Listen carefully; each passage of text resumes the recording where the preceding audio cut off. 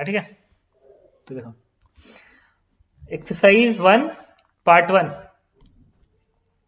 1 2 3 4 5 6 7 8 10 तक, 15 तक, 15 तक, 15 के बाद 17 सर तक, 14 क्वेश्चन नंबर सर 14 17 सर 14 पे आते हैं। देखो 14 वाला क्वेश्चन ना, अगर तुम्हें याद होगा तो मैंने क्लास में करवाया था। कांस्टेंट फोर्स के अंडर क्या असर पड़ता है? A man start pulling the block with the constant force F. The amplitude and time period of motion of the block is category of block mean position. The energy stored in spring when block passes through the mean position. ये पूरा पूरा मैंने theory में करवाया था कि एक block SHM में कांस्टेंट फोर्स का असर क्या पड़ता है, कहता है टाइम पीरियड पे कोई असर नहीं पड़ता है, मीन पोजीशन चेंज हो जाता है। तो ठीक है, तो टाइम पीरियड तो तुम सीधे निकाल सकते हो। एम्पलीट्यूड किससे आएगा? ये मीन पोजीशन है, मीन नहीं, ये नेचुरल लेंथ है, ये नेचुरल लेंथ का पोजीशन है। रुको, तो नेचुरल पोजीशन पे इलोंगेशन 0 है, मीन पोजीशन इसमें आएगा, तो मीन पोजीशन पे नेट फोर्स क्या होगा? 0 होगा।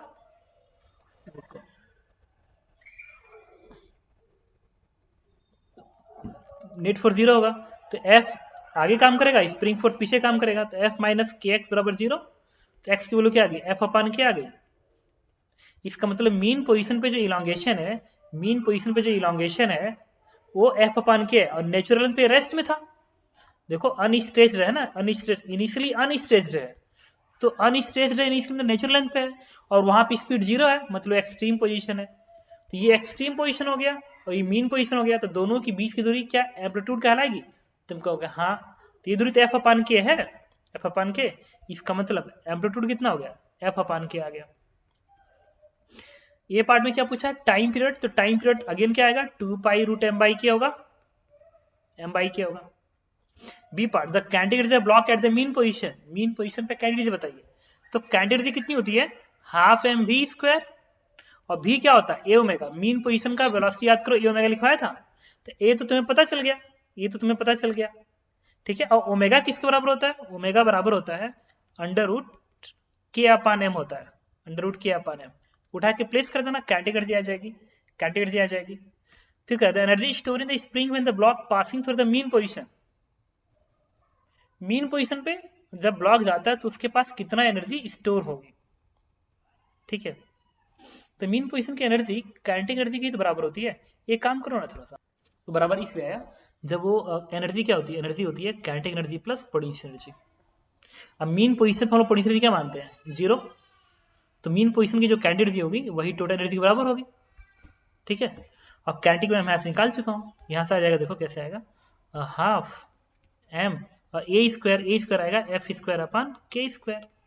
ओमेगा क्या होता है? के अपान एम, तो के अपान एम कर देंगे, तो ये एम से एम कट जाएगा, तो हाफ एफ स्क्वायर अपान के आंसर, ठीक है। तो इस तरीके से हमने तीनों का आंसर निकाल लिया। इसके बाद question number 15। Sir energy store मतलब तो वो होता है ना potential energy plus kinetic energy. अच्छा एनर्जी स्टोर कर रहा है, ठीक है, ओके कोई बात नहीं। स्प्रिंग है सर वो। अच्छा एनर्जी स्टोर इन स्प्रिंग में कर रहा है, स्प्रिंग में कह रहा है, ठीक तो है। तो इसे हटाओ, स्प्रिंग की एनर्जी स्टोर क्या होगी? हाफ के एक्स स्क्वायर होगी ना, के इंटू एक्स स्क्वायर होगी, और एक्स की वैल्यू मीन पोजीशन पे जो एक्स आया है वही तो है एफ बाई के, उठा के प्लेस कर देना, आंसर आ जाएगा, ठीक है। Yes sir. 15 16 सर कौन सा? 17 17 17 में कह रहा है कि the two identical spring are attach to the small ball P, the other end of the spring are fix at A and B when the P is in equilibrium, the tension in top of spring is 20 and extension of bottom of spring is find the period of oscillation of p about equilibrium positions। तो आप क्या कहोगे जब भी time period लिखोगे इसमें? This is 2 pi root M upon के। तो आइडेंटिकल स्प्रिंग है ना, तो इसका कांस्टेंट क्या है, तो इसका भी क्या होगा? दोनों स्प्रिंग पैरेलल है। देखो अगर ब्लॉक ऐसे और एक स्प्रिंग ऐसे हो तो दोनों स्प्रिंग को तुम पैरेलल एज्यूम करते हो, तो यहाँ पे क्या लिखोगे? 2 के लिखोगे। अब तुम्हें एम अपान के की वैल्यू निकालनी पड़ेगी, तो आंसर आ जाएगा। तो मैंने क्या किया, इस ब्लॉक की एबीडी बनाई। जब इस ब्लॉक की एबीडी बनाओगे तो एम जी नीचे को दिखाओगे, एम जी नीचे। ऊपर का ब्लॉक क्या कर रहा है? The P is equal to the extension in up top spring, ये एक्सटेंडेड है। अगर ऊपर की स्प्रिंग एक्सटेंडेड है तो ब्लॉक को ऊपर खींचेगी ना, तो फोर्स क्या लगेगा, के इंटू एक्स। तो के इंटू और एक्स है 0.2 के बराबर, 20 सेंटीमीटर तो 0.2। और extension in bottom spring, bottom की स्प्रिंग इलांगेटेड है 10 सेंटीमीटर, तो इलांगेटेड है तो ब्लॉक को नीचे खींचेगी। ये खींची हुई है ना, तो नीचे खींच देगी। तो कितने का फोर्स लगेगा, के इंटू एक्स का, तो के इंटू 0.1। नेट फोर्स बैलेंस कर दो इक्विलिब्रियम पे, तो के इंटू 0.2 इज इक्वल टू के इंटू 0.1 प्लस एम इंटू जी। तो ये इधर आएगा तो के इंटू 0.1 हो जाएगा, और ये 10 इंटू एम बनेगा।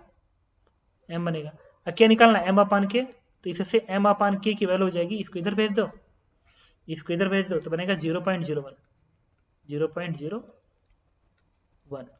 अब इसको उठा के यहाँ प्लेस कर दो, तो 2 पाई 1/2 एंड 0.01। तो इसकी वैल्यू कितनी आएगी, ये तो आ जाएगी आपकी 0.1 ऊपर जाएगा, तो 0.2 पाई बाई 2 बनेगा। समझ रहे हो, यहाँ पे जब तुम 9.8 प्लेस करोगे, तो जब 9.8 यहाँ पर रखोगे ना, यहाँ पर रखोगे 9.8, तो 2 डिवाइड करेगा तो 49 का टर्म आ जाएगा। तो 49 तो 7 का टर्म कुछ बाहर निकलना चाहिए इसमें से, ठीक है।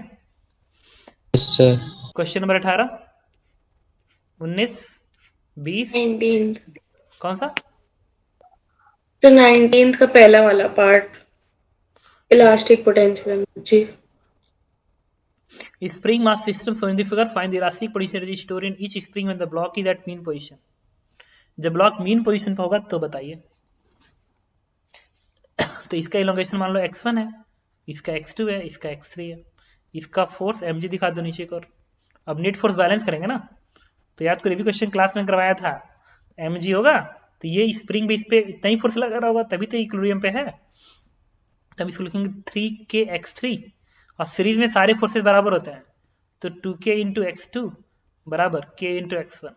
इससे x1 की वैल्यू आएगी mg अपान k, x2 की वैल्यू आएगी mg अपान 2k, और x3 की वैल्यू आएगी mg अपान 3k।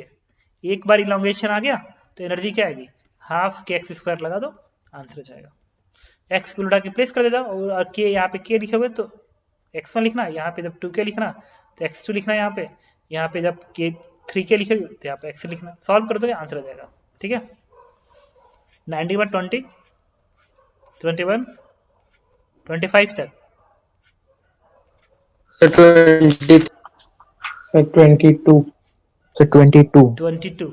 कह रहा है इंस्टेंटेनियस। तुम लोग आधे तो अजीब हो, ये सब मैंने क्लास में पढ़ाया है।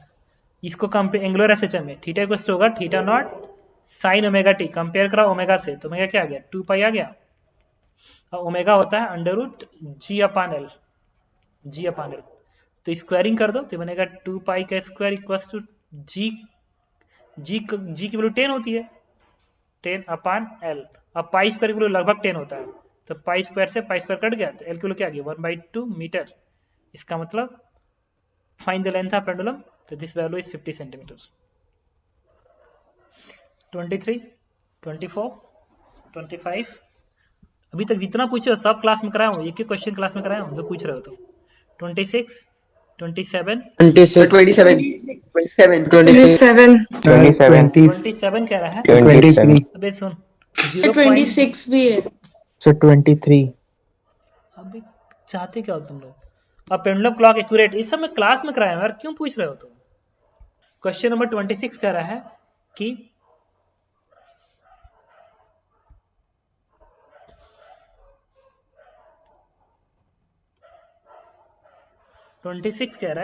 कि a simple pendulum suspended through, देखो simple pendulum is suspended through a ceiling car at rest oscillate with the time period 2 second, car suddenly start moving with acceleration इतना, the time period change to इतना, find a naught।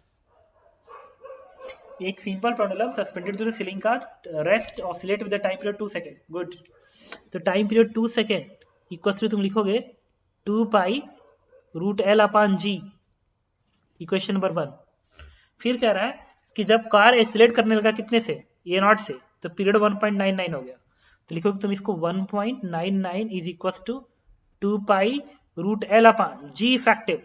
तो g effective की value होती है g square plus a naught का square लिखोगे, ये होती है।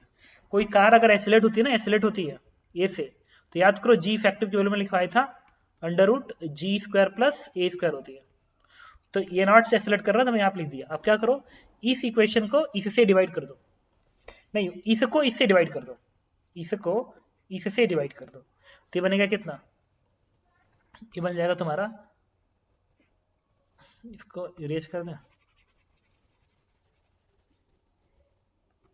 1.99 divide by 2 is equal to, जब इसको इसे डिवाइड करोगे तो ये वाला रूट का टर्म ऊपर जाएगा, तो हर चीज रूट में ही रहेगी और बन जाएगा root over G square plus A square and whole divide by G, ये बनेगा।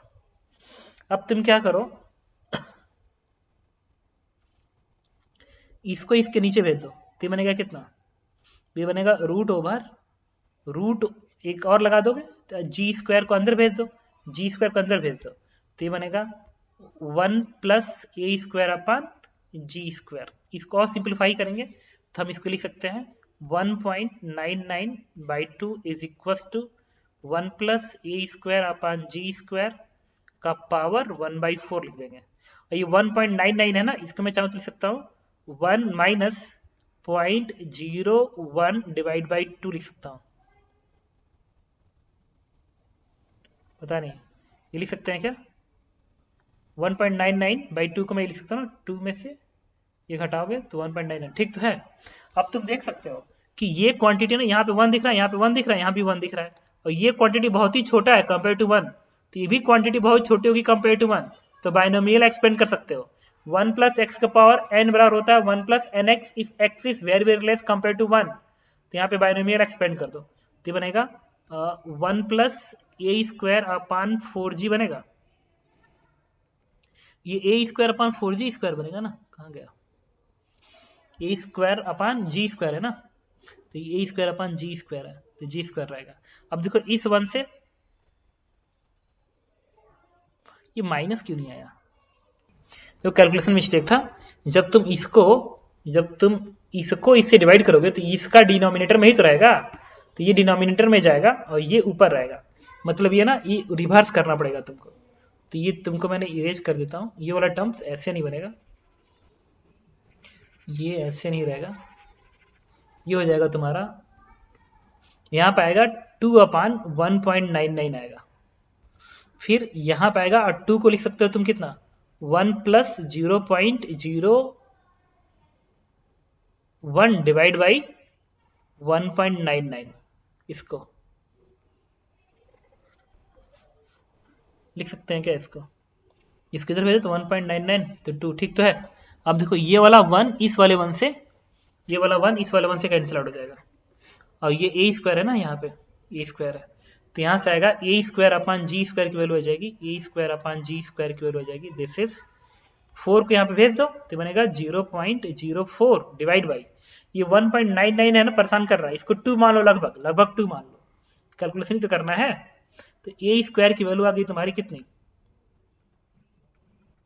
ये जी का स्क्वायर है, जी का स्क्वायर क्या आएगा 100 आएगा, तो 100 के तुम यहां भेज दो तो बनेगा 4 अपान 2, तो 4 अपान 2 मतलब 2 आ गया, इसका मतलब ए की वैल्यू क्या आ गई, दिस ए इज √2 मीटर पर सेकेंड, तो आंसर इज √2 मीटर पर सेकेंड। इसके बाद आते हैं क्वेश्चन नंबर 27 पे, इसमें कह रहा है कि a ball attach to the string इतना suspended by simple pendulum, a point इतना below the point of suspension, a peg is placed with string when the pendulum come down its, what will the time period of oscillations. इतना KG ball attach to the spring of length 1.2 meters and suspended simple pendulum at a point 0.2 metre, मतलब 0.2 metre की दूरी पे एक peg बना दिया गया, peg है, which string is heat when pendulum crosses down, its mass is pulled a small distance to one side, release of time of oscillation is, अब देखो ये भी कोई मुश्किल क्वेश्चन नहीं है, आसान सा क्वेश्चन है। जब इसको तुम यहाँ पे रख के छोड़ोगे, यहाँ पे रख के छोड़ोगे तो ऑसिलेशन ऐसे आएगा। तो क्या होगा ना, पहले ऑसिलेशन इस पॉइंट को अबाउट करेगा यहाँ से यहाँ तक, और जब वापिस यहाँ पे आ जाएगा, यहाँ पे आ जाएगा, तब जब ऑसिलेशन करेगा तो फिर इसके अबाउट करेगा, तब इसके अबाउट करेगा। तो इसका मोशन ऐसे होगा, ये है, यहाँ से छोड़ोगे, ये है ना, तो ये ऐसे ऑसिलेट करेगा, यहाँ तक आएगा, फिर इसकी अब सेंटर ही बन जाएगा, अब सेंटर ही, फिर ऐसे जाएगा, फिर ऐसे आएगा, जब यहाँ पे आएगा तो उसके बाद फिर ऐसे जाएगा, फिर ऐसे आएगा, फिर ऐसे जाएगा, फिर ऐसे आएगा, मतलब ये रुक जाएगा। देखना यहाँ शुरू कर रहा हूँ ना, ये वाला पेग यहाँ पे है, ये थंब मेरा पेग है, यहाँ से आ रहा है, देखो ऐसे आया, फिर उसके बाद ये वाला ऐसे ही रहेगा, तब इसके बाद अब इसके बाद घूमेगा ऐसे, फिर ऐसे आएगा, फिर उसके बाद इसके बाद घूमेगा ऐसे। तो फिर ये जो टाइम है, ये तो टाइम पीरियड का आधा होगा भाई, ये t/4, इस वाले का t/4, और फिर जब यहाँ पे आएगा तो इस वाले का t/4, फिर यहाँ पे आएगा तो इस वाले का t/4, फिर जब यहाँ से इधर जाएगा तो इस वाले का t/4। मतलब ये बड़े वाले लेंथ का t/2 और छोटे वाले लेंथ का t/2 दोनों जोड़ोगे तो टाइम पीरियड आएगा। मतलब जो आपकी बात टाइम पीरियड आने वाला है, टाइम पीरियड वो होना चाहिए तुम्हारा t1/2 बड़े वाले लेंथ का एंड प्लस t2/2 छोटे वाले लेंथ का। तो इसको सिंप्लीफाई कर दो तो टाइम पीरियड क्या आएगा, 1/2 t1 प्लस t2। t1 क्या होता है 2π√L/g। L पहले लेंथ क्या है 1.2 है, ये वाला लेंथ क्या है 1.2 है ना, तुम लिखोगे 1.2/g, 10 बन गया, प्लस 2π√L/g। अब बाद में जो ये लेंथ है कितना हो जाएगा, जब 0.2 घटा दोगे तो बचा हुआ लेंथ 1 हो गया ना, L/g, L का मतलब 1/g, and this is answer of question number 27। इसके बाद 28, 29, 30, 31, 32, 33, 34, तो 34 32 सर, 34 32 कौन सा बताना है 30? Yes, sir. yes कह रहा है sir कि Sir, half 32. ring of mass m radius are hang at one end vertical plane free to find the frequency of small oscillation about mean position of the half spring। ये भी question है, class में कराया हुआ question है, ध्यान रखना तुम लोग, ये भी क्लास में कराया था मैंने। टाइम पीरियड का फॉर्मूला होता है 2π√I/mg LCM याद करो, तो लिखोगे time period equals to 2π√I, इस एक्सिस के अबाउट मोमेंट ऑफ रिंग का, जो कि आता है 2mr², याद करो 2mr² divide by mg LCM centre of mass की दूरी है, तो इसका जो सेंटर ऑफ मास होगा यहाँ पे होगा ना, तो ये दूरी लिखोगे ना, ये दूरी, और रिंग का जो ये दूरी होती है सेंटर ऑफ मास की, ये होती है 2r/π, और ये दूरी हो गई r के बराबर।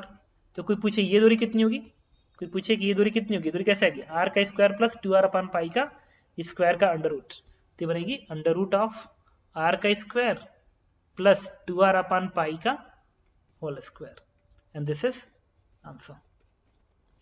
क्वेश्चन नंबर 31, 32,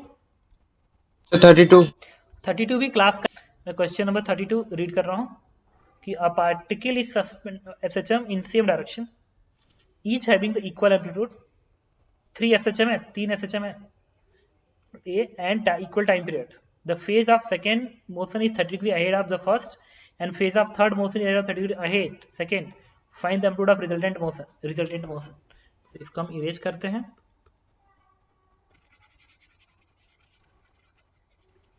देखो तो कह रहा है कि एक SHM के एम्पलीट्यूड को मान लो A है, फिर अगला 30 डिग्री आगे है इससे, तो ऐसे मान लो ये 30 डिग्री, फिर अगला जो है इससे 30 डिग्री आगे है, मतलब इससे कितना होगा 60 डिग्री एंगल पे होगा। पूछा है रिजल्टेंट एम्पलीट्यूड बताइए।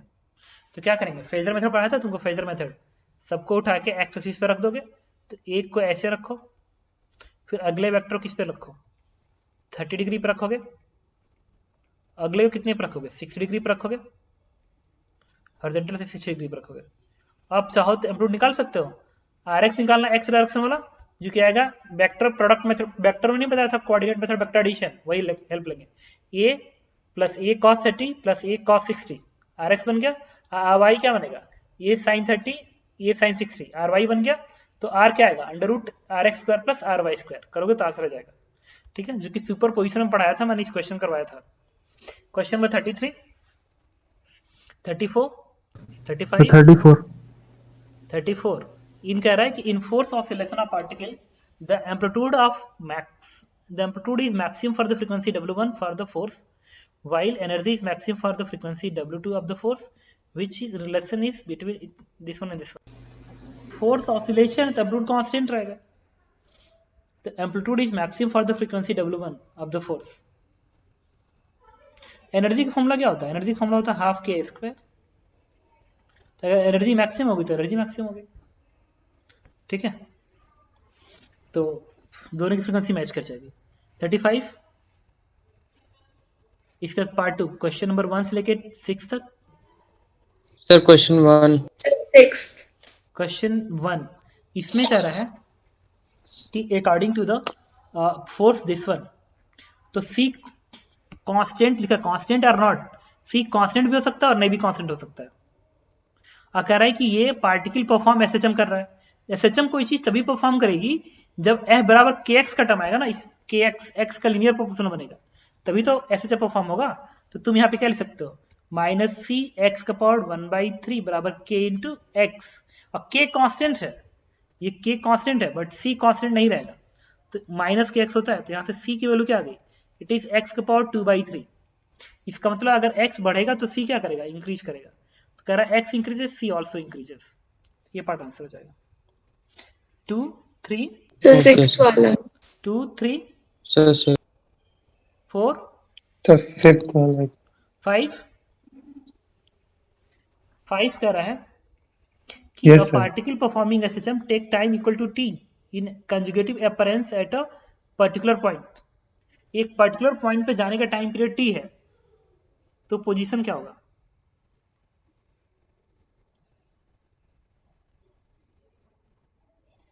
एक एक्सट्रीम पोजीशन होगा. देखो मान लो एक एक्सट्रीम पोजीशन है, एक पार्टिकल यहाँ पे है, तो कितने समय बाद इसी पोजीशन पे फिर आएगा? देखो कह रहा ना conjugative appearance at a particular point. Important word है, एट अ पर्टिकुलर पॉइंट. तो एक पार्टिकल यहाँ पे है और एक्सट्रीम यहाँ पे भी है, तो इसी पर्टिकुलर पॉइंट पे आना है तो कितना समय लगेगा? Capital T. देखो कैपिटल टी लग गया. लेकिन अगर मान लो मीन पोजीशन पे होता, सपोज करो मीन पोजीशन पे होता, तब तो ऐसे जाता, फिर जब वापिस यहाँ पे आता तो टाइम t/2 लगा ना, लेकिन उन्होंने लिखा है कैपिटल टी लगना चाहिए. इसका मतलब वो पर्टिकुलर पोजीशन क्या होना चाहिए? एक्सट्रीम होना चाहिए. इसके अलावा कोई और पोजीशन नहीं. अगर कोई कहे कि नहीं सर यहाँ का पोजीशन यहाँ का होगा, यहाँ का, तो फिर ऐसे जाएगा तो फिर यहाँ पे आएगा ना, तो t/2 से t से कम आ गया ना, क्योंकि लौटना भी तो पड़ेगा. तो यहाँ से यहाँ पे एक पर्टिकुलर पोजीशन पे अगर आ रहा है एक टाइम पीरियड के बाद, एक पर्टिकुलर अंडरलाइन है, एक फिक्स पोजीशन पे एक टाइम पीरियड बाद आ रहा है, तो फिक्स पॉइंट हर हाल में क्या होना चाहिए? एक्सट्रीम होना चाहिए. वो हर हाल में एक्सट्रीम होना चाहिए. Question number 6. Yes, sir. Sixth वाला. तो क्वेश्चन नंबर 6 कह रहा है कि particle execute SHM in time period equal to the smallest time interval in the particle acquire particular velocity. एक पर्टिकुलर वेलोसिटी अटेन करना है तो टाइम लग रहा है कैपिटल टी के बराबर, तो वेलोसिटी क्या होना चाहिए? तो देखो मान लो ये मीन पोजीशन है और एक्सट्रीम पोजीशन है. अगर पार्टिकल मीन पोजीशन पे होता और वेलोसिटी इधर होती, तो इसी वेलोसिटी को अटेंड करने में उसको कितना समय लगेगा? देखो ऐसे जाएगा, फिर वापिस लौटेगा तो मीन पे आएगा, लेकिन डायरेक्शन उल्टा हो जाएगा, तो वो वेलोसिटी नहीं मिली. फिर ऐसे जाएगा, फिर वापिस आएगा, तो यही वेलोसिटी गेन करेगा. मीन की वेलोसिटी सबसे ज्यादा होती है, तो टाइम कैपिटल टी लग गया. इसका मतलब अगर मीन पोजीशन पे हो तो वापिस उसी मीन पोजीशन पे आने का टाइम कैपिटल टी लगेगा. तो क्या होना चाहिए? मीन पोजीशन की वेलोसिटी होनी चाहिए. मीन पोजीशन की वेलोसिटी सबसे ज्यादा होती है. अब अगर मैं कहता नहीं मीन पर मानो, एक्सट्रीम पे मानो, तो एक्सट्रीम की स्पीड 0 है, तो इसी 0 को अटेन करने के लिए उसको टाइम कितना लगेगा? तो जब यहां से भाग के इस एक्सट्रीम पे आएगा तो फिर 0 अटेन कर लिया. वेलोसिटी अटेन करना है. तो अगर ये 0 है तो इसी 0 को अटेन करना है, तो आएगा यहाँ पे, तो टाइम t/2 लग गया ना, जबकि उन्होंने कहा कि कैपिटल टी लगना चाहिए ना, एक्सट्रीम नहीं हो सकता. अब बीच का कोई पॉइंट हो, मान लो यहाँ पे होता और इसकी वेलोसिटी इधर होती भी, और इस पोजीशन की बात करता, तो जब मैं इधर जाऊंगा तो वापिस जब मैं यहाँ पे आऊंगा, यहीं पे नहीं, यही वेलोसिटी वो इधर पा जाएगा. जितना दूरी इधर है ना, उतना दूरी जब तुम इधर आओगे इधर, तो यहाँ पे एक पॉइंट मिलेगा जहां की वेलोसिटी एग्जैक्टली यही होगी जो ये वाली वेलोसिटी होगी. एग्जैक्टली सेम वेलोसिटी गेन कर लेगा.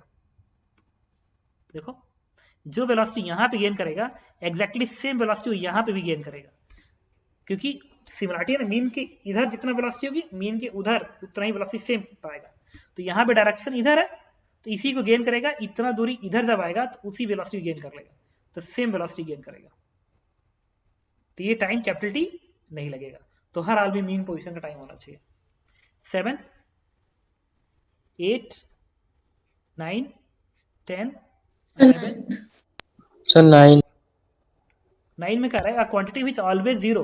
सर 9। सर 7th और 9th 7 8 9 से तीनों बता दीजिए सर, समझ में नहीं आया। 7 कह रहा है which are following quantity always non positive in simple harmonic motion along the straight. Non positive, non positive मतलब नेगेटिव नहीं होना चाहिए, नेगेटिव नहीं होना चाहिए। तो तुम मुझे बताओ फोर्स और एक्सेलरेशन हमेशा सेम डायरेक्शन में होता है?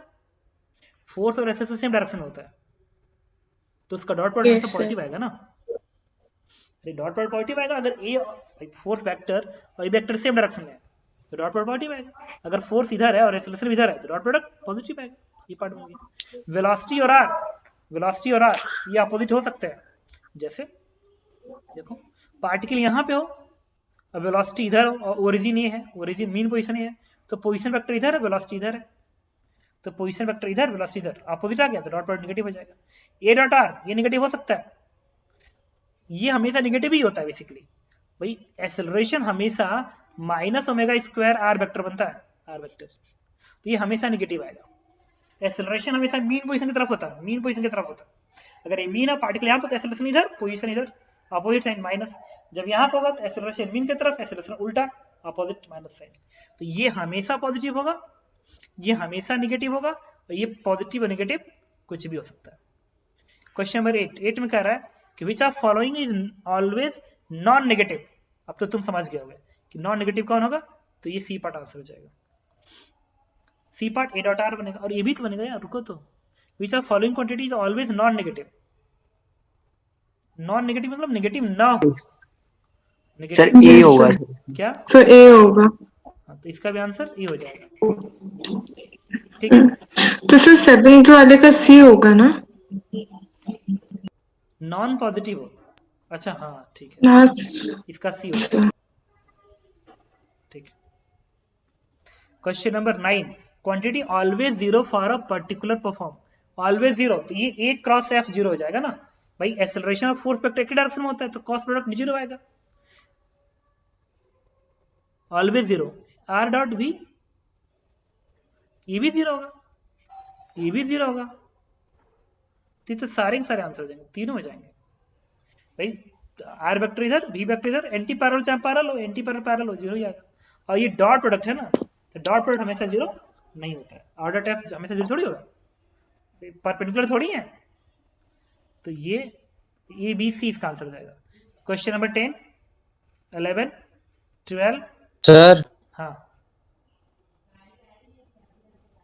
सर 7th वाले में, हाँ सर 7th वाले में sir r vector sir positive कैसे हो जाएगा सर, वो समझ में नहीं आ रहा है। V dot r, B dot r vector नहीं सर, वी डॉट आर ऐसे होगा। मान लो मीन पोजीशन है, अब पार्टिकल यहाँ पे होता जाता इधर, और पोजीशन वेक्टर भी इधर होता, वेलोसिटी भी इधर, मीन पोजीशन पार्टिकल इधर जा रहा है तो वेलोसिटी भी इधर, आर भी इधर, dot dot positive.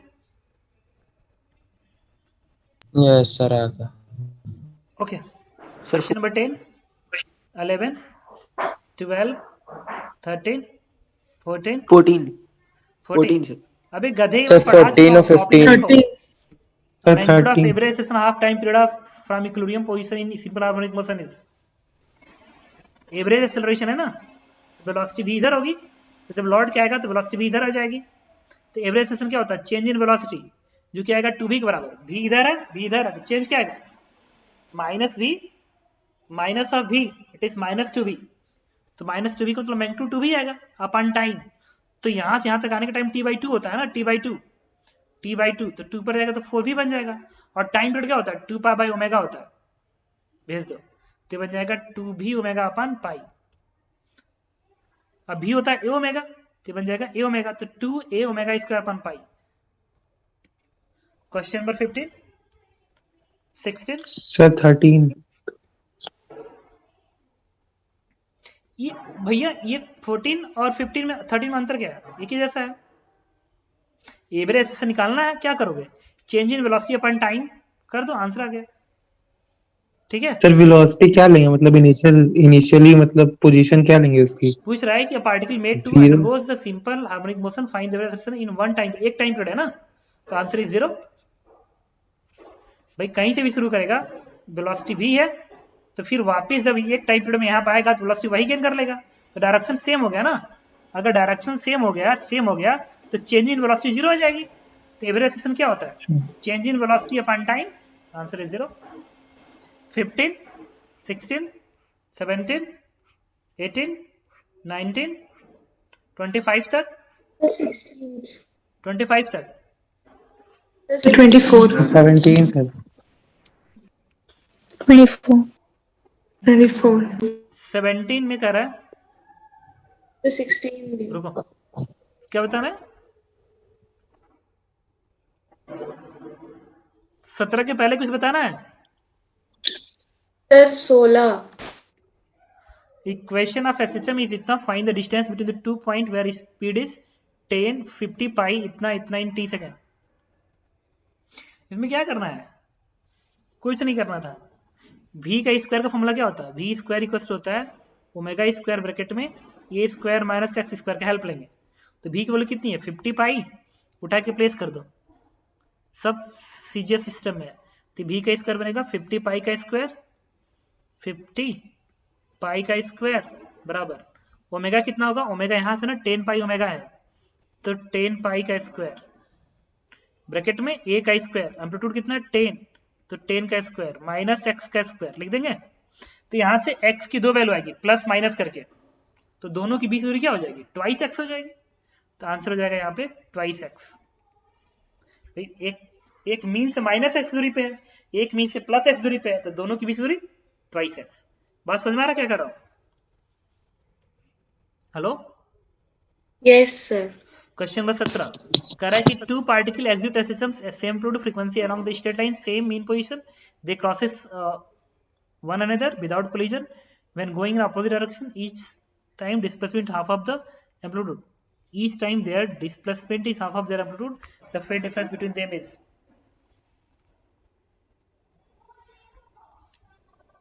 Simple question है। 17 में देखो पार्टिकल कहां पे है, ये मीन पोजीशन है, तो मीन पोजीशन से a/2 दूरी पे है। जब एक दूसरे को क्रॉस कर रहा है तो ये पार्टिकल इधर जा रहा था, ये पार्टिकल इधर जा रहा था, तो ये पार्टिकल 1 है, मान लो नीचे वाला 1 है, ऊपर वाला 2 है, तो इस दोनों के लिए इक्वेशन लिख लो एसएचएम का इक्वेशन लिख लो। तो जब एसएचएम का इक्वेशन लिखोगे तो पार्टिकल 1 का एसएचएम का इक्वेशन बनेगा x बराबर a sine omega t plus π/6 बनेगा। ठीक है, तो इस पार्टिकल के बनेगा 30 डिग्री आती है, 30 डिग्री का मतलब होता है π/6 बनता है। और याद करो यही इक्वेशन मैंने बनाया था x2 बराबर a साइन ओमेगा t, और इसका जो इक्वेशन बना था वो 5π/6 बना था, 5π/6 बना था, याद करो। तो इसका इक्वेशन में π/6 आया था, इसमें 5/6 आया था। तो कोई पूछे फेज डिफरेंस बताइए, तो इस फेज में से ये फेज घटा दो तो डेल्टा फाइव क्या आएगा, दोनों घटाओगे तो 5π/6 minus π/6 it is 4π/6, 2π/3, then 2π/3 is what, it is 120 degree, this answer। Question number 18, 19, 20, 22, 24, The 21. कौन सा 24, 23 sir, 24, कौन सा 24, उसके पहले कोई, सर 23 भी, The 21. 23 सर। अरे क्या 21 कह रहा है, the candidate is potential particle execute SHM is up A will equal when displacement is, लीजिए पूछा जाएगा ये क्वेश्चन। तो काइनेटिक एनर्जी और पोटेंशियल इक्वल होना चाहिए, तो कैंडिडेट होती है हाफ mv स्क्वायर, और पोटेंशियल एनर्जी भी इक्वल जा रहा है, ये होती है हाफ kx स्क्वायर। ये सब पूछ रहा हूं, लेकिन सारा का सारा क्वेश्चन मैंने क्लास में करवाया, जान मत तुम लोग ना अच्छे नहीं हो। अब v स्क्वायर की वैल्यू क्या होती है, ओमेगा का स्क्वायर ब्रैकेट में a square minus x square, omega क्या होता है अंडर रूट के अपान m, तो ओमेगा का square a square minus x square, तो के अपान m कट गया, तो इससे क्या आ गया 2x स्क्वायर की वैल्यू हो गई a स्क्वायर, इससे x की वैल्यू क्या आएगी a/√2, इज आंसर। ये सब मैंने कराया था पहले दिन, याद करो। 22, 23। 23। इसमें कह रहा है कि a kinetic energy is never equal to the potential energy. क्यों नहीं हो सकती? अभी तो इक्वल हुआ है। नहीं, काइनेटिक एनर्जी हाँ हो सकती है बिल्कुल। The kinetic energy is always equal to potential. गलत। The kinetic energy in one time period is equal to the average potential energy in one time. एकदम सही कह रहा है। याद कर करवाया था ना, एवरेज काइनेटिक एनर्जी 1/4 आया था, एवरेज पोटेंशियल एनर्जी 1/4 आया था। The average energy any interval is equal to the average potential energy in that time interval. गलत कह रहा है, ये गलत है। ये टाइम पीरियड में होल्ड होता है बस। 24 बताऊं? Yes, sir. इसमें कह रहा है एक्सेलरेशन वर्सेस टाइम ग्राफ है, कह रहा है kinetic energy versus time graph बताइए। तो देखो, जब एक्सेलरेशन मैक्सिमम होता है तो काइनेटिक एनर्जी 0 आती है। याद करो, एक्सट्रीम पोजीशन पे एक्सेलरेशन मैक्सिमम होता है, तो जब ए मैक्स होगा तो स्पीड 0 होगी, तो काइनेटिक एनर्जी 0 होगी। तो मैक्सिमम कहाँ पे? एक बार यहाँ पे एक्सेलरेशन का मैग्नीट्यूड मैक्सिमम है, एक बार यहाँ मैक्सिमम है, एक बार यहाँ मैक्सिमम है। मतलब काइनेटिक एनर्जी 3 बार 0 होना चाहिए, 3 बार। तो किस ग्राफ में 3 बार 0 है? देखो 1 2 3, इसमें 0 है, इसमें तो नहीं है। आंसर हो जाएगा ए पार्ट। 25 26 27 28 29 26 20 26 26। 26. अच्छा, फ्रीक्वेंसी एनर्जी की, काइनेटिक एनर्जी की फ्रीक्वेंसी पूछ रहा हूँ, फ्रीक्वेंसी ऑफ काइनेटिक एनर्जी। तो काइनेटिक एनर्जी का फॉर्मूला होता है हाफ एम वी स्क्वायर, और v का फॉर्मूला होता है ए ओमेगा कॉस ओमेगा टी। याद करो, ये साइन ओमेगा टी का स्क्वायर कर दिया, इससे काइनेटिक एनर्जी की वैल्यू हो गई हाफ एम ए ओमेगा का square and cos square omega T. तुम्हें याद है साइन थीटा का टाइम पीरियड तुमने पढ़ा होगा, टी होता है, तो साइन स्क्वायर थीटा का टाइम पीरियड t/2 होता है, पढ़ा होगा तुमने। सिमिलरली अगर कॉस ओमेगा टी की फ्रीक्वेंसी ओमेगा है, तो कॉस स्क्वायर ओमेगा टी की फ्रीक्वेंसी क्या होगी? ये ट्वाइस हो जाएगी ना। जब टाइम पीरियड आधा होता है तो फ्रीक्वेंसी डबल हो जाएगी। तो अगर कॉस ओमेगा टी की फ्रीक्वेंसी ओमेगा है, तो कॉस स्क्वायर की फ्रीक्वेंसी क्या होगी? 2 ओमेगा। तो आंसर ट्वाइस ऑफ ओमेगा हो जाएगा। सर 27। ये कैसे? सर ये बताइए ये कैसे sir. Great answer. Sine theta versus theta graph draw कर रहा हूँ। चलो ऐसे ड्रॉ करते हो, और कोई पूछे साइन स्क्वायर थीटा का बताइए, तो ये जो निगेटिव है वो भी पॉजिटिव हो जाएगा ना, जो निगेटिव वही पॉजिटिव हो जाएगा। हाँ तो ग्राफ ऐसे बनेगा। Yes sir. तो टाइम पीरियड क्या आधा नहीं हो गया? तो टाइम पीरियड आधा होगा तो Yes, sir. फ्रीक्वेंसी डबल हो जाएगी। यस इसके बाद क्वेश्चन नंबर 25 26 27 सर 30 28. 28 तक। 30 28. सर 30। T. 28 तक बताओगे? 28 तक। 20.